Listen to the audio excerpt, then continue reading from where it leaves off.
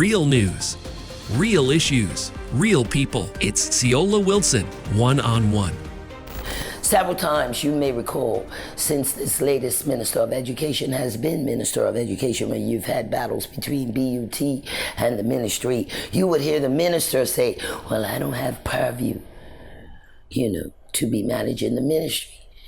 Therein lies a big part of the problem. You will recall the Seg Commission report that came out several years ago that talked about the lack of accountability in the upper echelons of government. I'll say it again. When governments change, the administration remains the same. That's why you have permanent secretaries who tell you, well, governments come and they go, but this is my office. You got a whole heap of people. I'm not going to pick on you Barclayites, right? Who know if you're not in the friends and family, you're not in some lodge, you're not in the inside crew, nothing moves. We have a permanent Secretary of Education who has cost this country millions in legal costs because of her overzealous administrative whatever. In the case of Dr. Freddie Evans, people like me, inquiring minds like me, want to know, why is that PS still in my wallet? Being led by a woman that I went to Paul's Nursery, private school, and work academy with. I stayed Cedar Hill, she stayed up the other hill. She's the only girl with two brothers who were roughnecks. So don't tell me you expect little boys to sit quiet like little girls. So, having said that, let me introduce you to my guest. First time I saw him in many years was after he had left Bermuda to teach internationally. Several places around the world. He even speak 2 languages now. I can't believe that, right? He's a longtime friend and colleague. I called Ian Rollins. I called Trevor Lindsay, a.k.a. Deja, to tell him I will be talking about them. I started in 1984. This person came in 1987. No, Ian came in 87. I don't know when you came.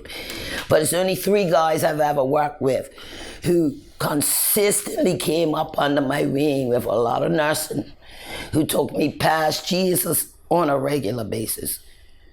I only ever found out recently that you, like Ian, are dyslexic. Yeah. I just thought you were both retarded. Let me just say that, Rollins. I know your mama, Aquila, talk about your child. It's okay. But you and Trevor in particular, oh my God. You had a lot of patience. No, but see, that's never been my strong suit. But we, if you didn't, we planted the seed and you grew the true patience. You know how many times I called your mama and said I was going to kill you? We had some good times, and it was a good learning journey for me. You know what I mean? I wasn't trained as a broadcaster. No. But I was fortunate enough that Rick Richardson trusted in me. I was injured playing football for Bermuda's under 19s. He was good like that? That's the guy. I was injured. And they wanted to give me codeine. I had a back injury, and I couldn't because we was going to Trinidad to a tournament. So Rick just told me, sit out. I was watching, we was playing a practice game, and Rick had his VCR camera sitting there, so I picked it up and just was bored. Just started filming. Messing with people's stuff. Filming and commentating as I was filming. Because I always wanted to be a commentator. Really? You know what I mean? And I'm going to say this because in my early years, I remember my last year in primary school, because I couldn't spell and write really well, my teacher, Yvonne Person, may peace be upon her, she said, this is going to be your final project. I want you to go up Somerset Bridge, watch the football game and commentate it, sit in the corner and commentate one of those little recorders, cassette tapes. And so you did it. And I did it. And so what happened? And she liked it, but she told me to sit by myself, but I sat around people. So it was a lot of background noise. So you know what I done? What'd you do? I sat down and commentated a game that didn't happen in my living room, and it was off the chain. And when people was listening to this tape, and they was like, wow. And I always wanted to be BB Butch on Super 96 ZFB. See, I was brought up with Alroy R.C. Smith downstairs. Yeah. You know, so Alroy and my brother. Joe Brown. Yeah, Joe Brown. Mine. It's a 6, it's a 4, it's going to be out. No. It's not good. Yeah, so yeah, I always wanted to be have this, and Rick saw this, and then he brought me to you, and I felt sorry for you. Rick gave you this lump of clay, and 50 spark ears that didn't hear, don't listen. I called Ian today. I said, I caught you on the news in your GP thing, and he's trimmed down really nice, because Ian used to be much bigger, and he told me he's been on this new workout but he's really looking That's good. good. I got to see him before I get out of And here. he sounds good now. I remember screaming at that boy. Yeah. I remember screaming at you. Yeah. I remember you and Trevor disappearing. Yeah, we guys just go enjoy this. You know what we used to do? You didn't know. When we heard the police, me and Trevor had this code. When we heard the police, they was go straight downstairs. We used to follow after them. People was pulling over, we was going behind them. Till somebody called Rick. You want to know how Trevor gets there first now? We got a lot of practice. It's been talking about news as it happened. Vinny, you're not coming. I'm like, boy, I'll see you in the morning. I don't run after news no more. Yeah, so but it was a good training, you know. No, but you know what? I'm at a level now where news runs after me. No, you've been there long enough. You've served your time. But I'm starting with all this terrible stuff. I'm not used to covering a story like COVID that lasts for 2 years. I've never covered a story where more than 100 people die. Yeah. I remember we first talked about it, see? Me and you first talked about it when it first broke out in China.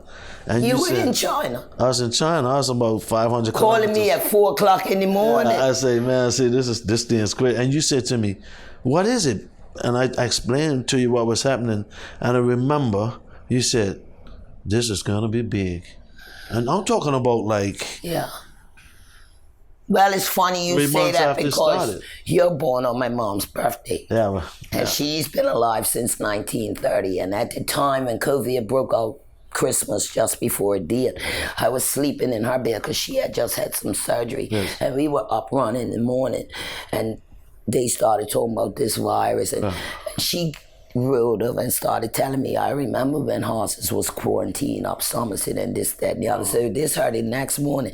I'm in lockdown. You're the gopher. Take this $50. When you go to the pharmacy, get me garlic oil, castor oil, this or then the next day she said, take this $50, get me Lysol. That she says, and by the way, you're handling everything. I'm not doing that. She was in lockdown before the rest. Yeah, she's been there and did it.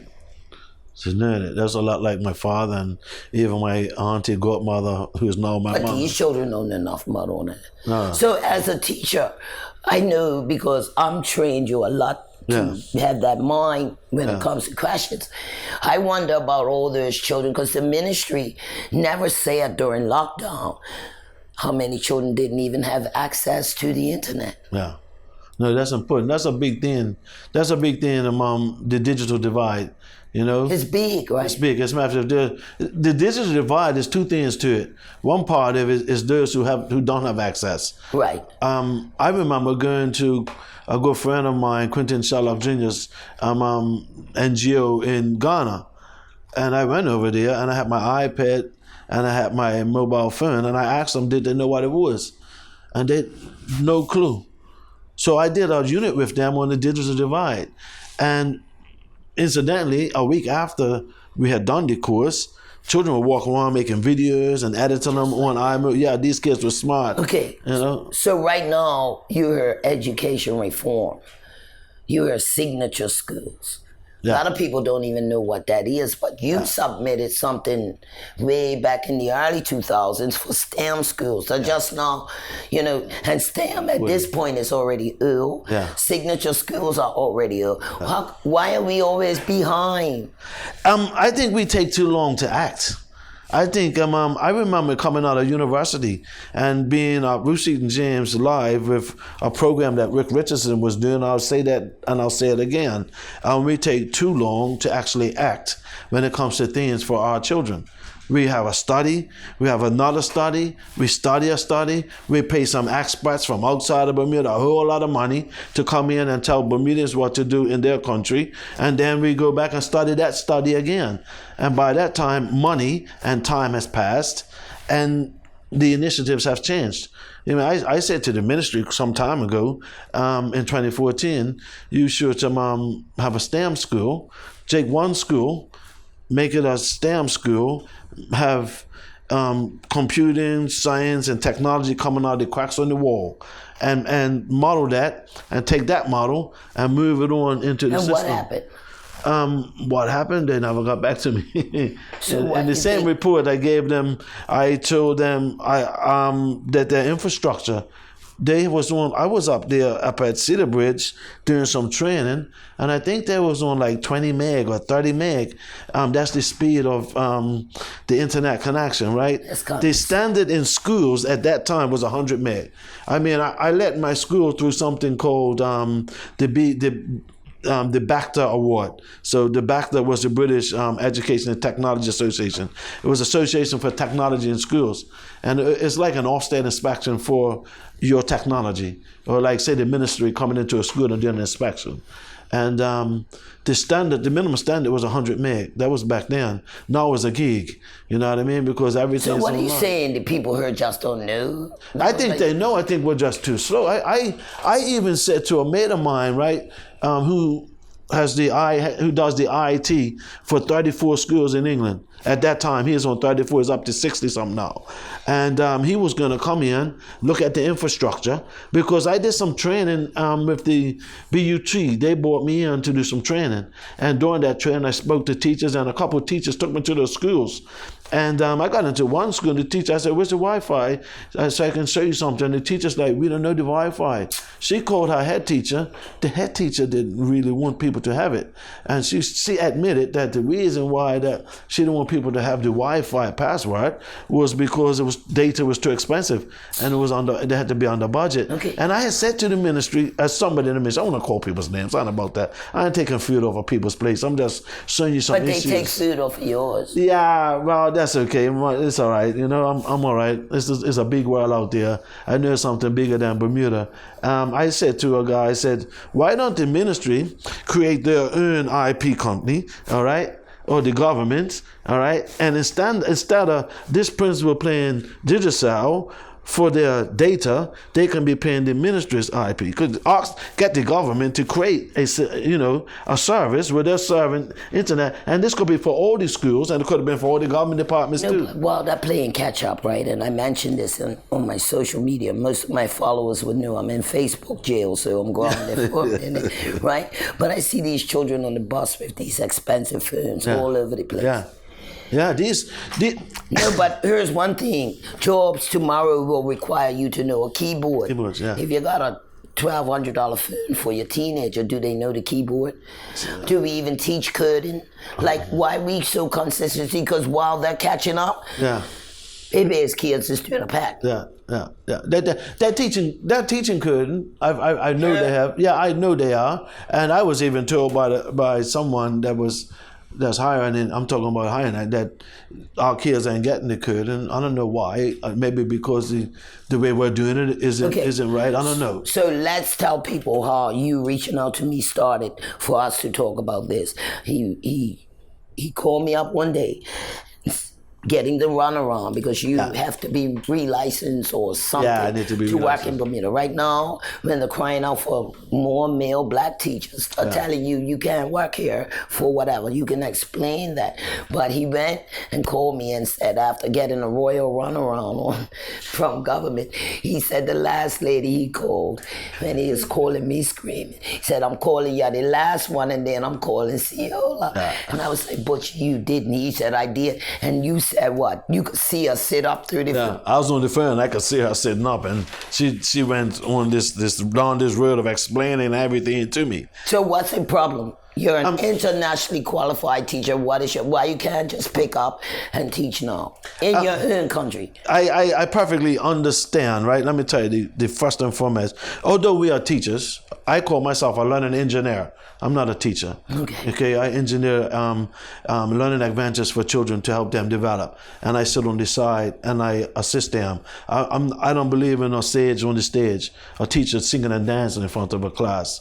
You know what I mean? It's more about inquiring and giving them the opportunity to answer and ask each other's questions. Even though that is what we do, our primary thing is to safeguard children. Children have to be safe. so that they can learn in a safe environment. Okay, so I do understand the stringency in vetting people. But right now you have teachers who are not certified teaching and are not Bermudian. Yeah. Talk to me. So let's go back. I arrived in Bermuda, and I thought I'll just take off and do some supply teaching, because that's what I've been. That's what I've been doing in England. I've been doing substituting since December. I was actually working online in China, living in England, because I got stuck over there. I couldn't get back and I just got tired of being up from midnight to 9 a.m. teaching, and again weight, eating, and again more weight. You know what I mean? But and I spoke to the Chinese people, and I said, can you kindly remove me from the contract, because international teachers, you don't want to get blacklisted. If you break your contract, it's blacklisted.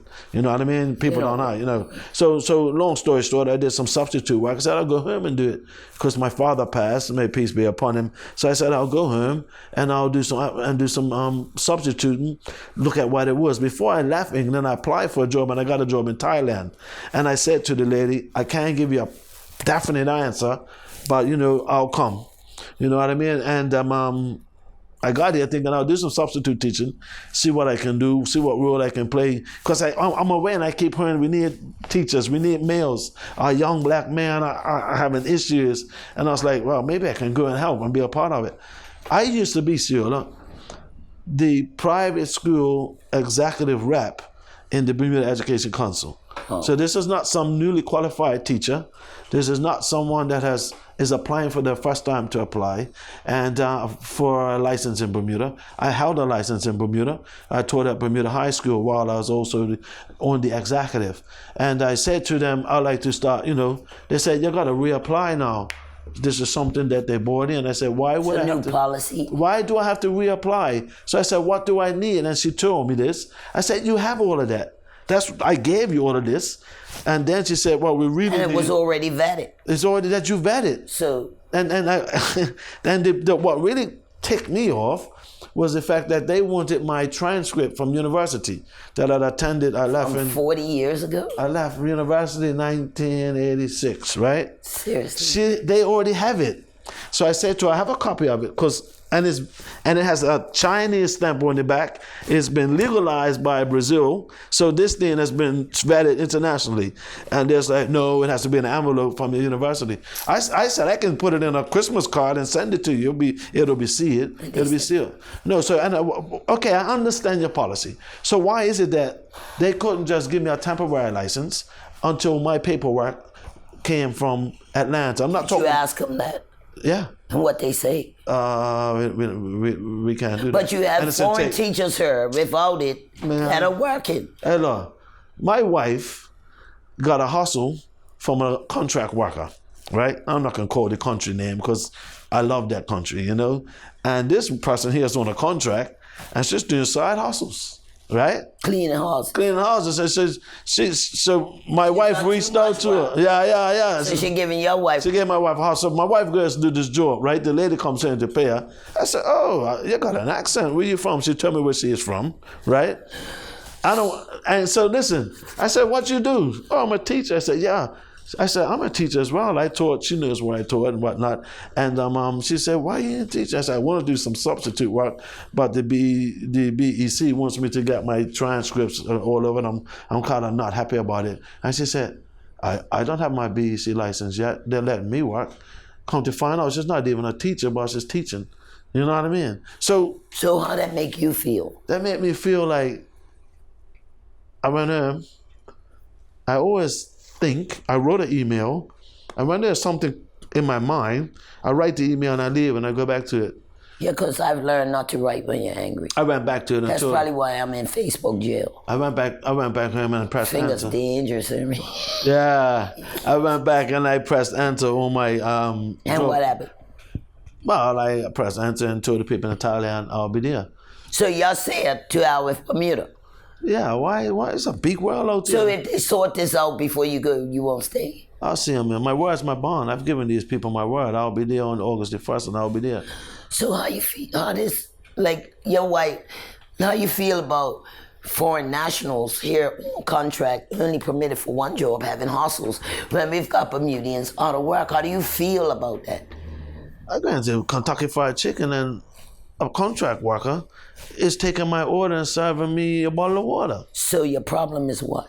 Why are we giving these low-level jobs to people with contracts when so many of our children are on the street and not got jobs?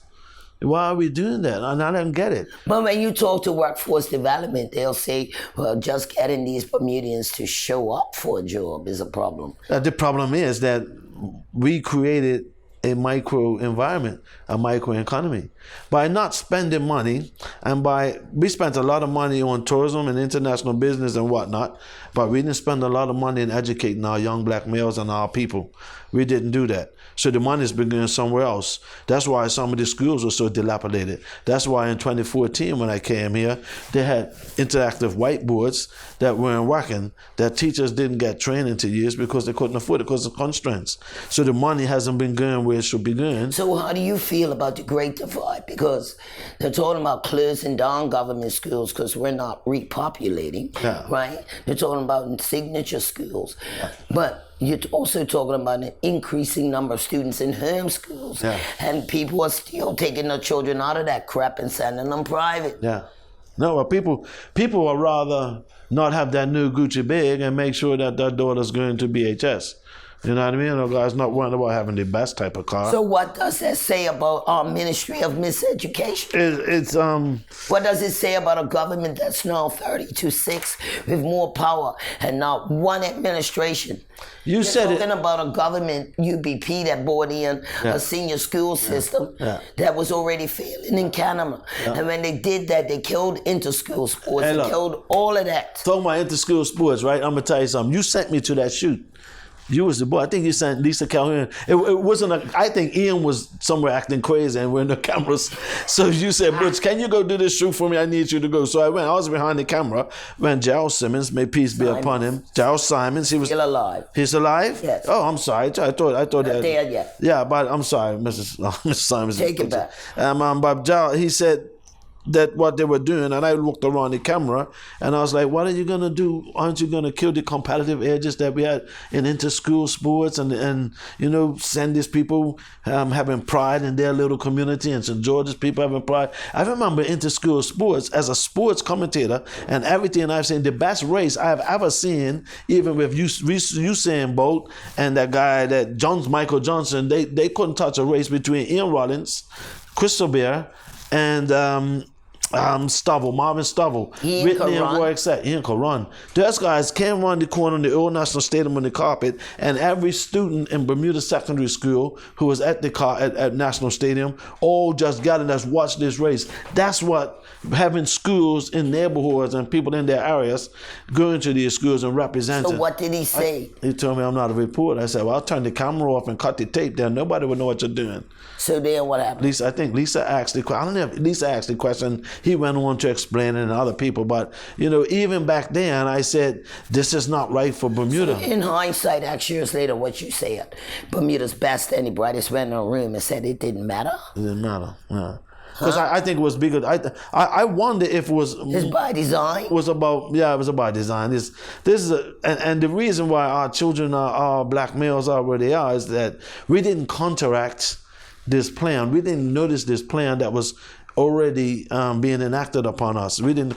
They took away our trades. Even in the USA, they took away the trades from the schools where black men were showing up and charging $60 an hour to do some plumbing or do some electricity. So what you're saying is all about they took that out of the schools. They took that out of the schools. They took the black man's bread and butter. My father, my uncle, my cousins, they all built their houses together. They were builders. I remember being a youngster, and you can always see a tradesman walking to work with his level and his shovel and his bag of food. When you go today, you see Portuguese and Jamaicans. You see non-Bermudians. So what happened? What happened? They took their career stack and they took these things out of the school. So what stopped them tradesmen from opening their own school? I don't know. I really don't have that answer, Ceola. I wish I did. And it's even in the clubs. Your daddy helped build Rangers. I'm done talking about the clubs. How many shootings and stabbings you had up Rangers? What your daddy say about old dad? My daddy said, this is not what we established. These You see, that's why I talked earlier about this microeconomy. We didn't spend enough time and money on our young black man. He got met in the street by someone that offered him a way to make some money. And so he started doing it. So when Malik didn't finish school, instead of him going to work for $15 an hour, on a Friday night, he was making $1,500. Why would he not? And this happened around the island. So now the economy brought up. More than 30 years ago said damn black boys on the walls couldn't be a problem and never did nothing to address it. Yeah. Next years later, they strapped and got more money buried up under these mountains. Yeah, that's right. They got more money than you can shake a stick at. You had a gun amnesty. Why don't you have a money amnesty and let these young men take that money, invest it in businesses, and hire people? I mean, somebody's going to say, oh, you're just laundering money, but the super rich do it every day using lawyers. You know what I mean? You got all these young men now that are banked up, and that money is somewhere underneath a rug somewhere or hidden somewhere or underground somewhere. You know what I mean? So if these guys are smart enough to establish their little microeconomy, right? These guys have outspoken the multi-billion-dollar DEA, cross-border customs, and these guys are getting what they're getting into Bermuda from different parts of the world. Aren't these brothers smart enough to be CEOs in a company? Or are these young black men smart enough to be able to run their own businesses? Aren't they smart enough to be a part of the solution? But we don't want that. So we created this. They showed you that with or without you were going to be successful. You know what I mean? Now it's time for us to say, look, you guys were successful. How can you play a part in helping us do this? You know what I mean? In the report that I wrote in 2014 to the ministry, I said get every international business to adopt a school. You understand? These companies have mega money, and they have a community responsibility. If every one of them had adopted a school, the schools wouldn't have been as dilapidated as they are. Well, if we up the ante for them to practice here, we could have some roads repaired. Yeah, man.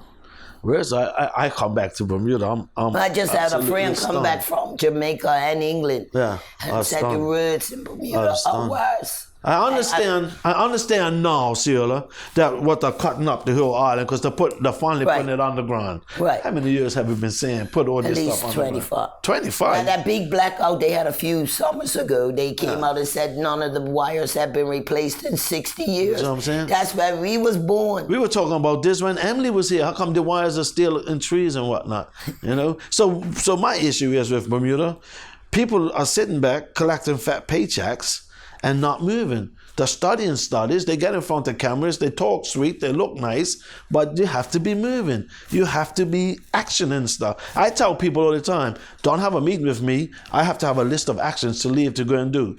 If you have no actions in that meeting, don't call me again because I ain't coming back. Don't you hate meetings though? For nothing. I'm meeting for the sake of a meeting. And that's what happens. News meeting every day. That's why it's a show up at 2. We'll be back right after this. We'll be right back after these messages. Stay tuned.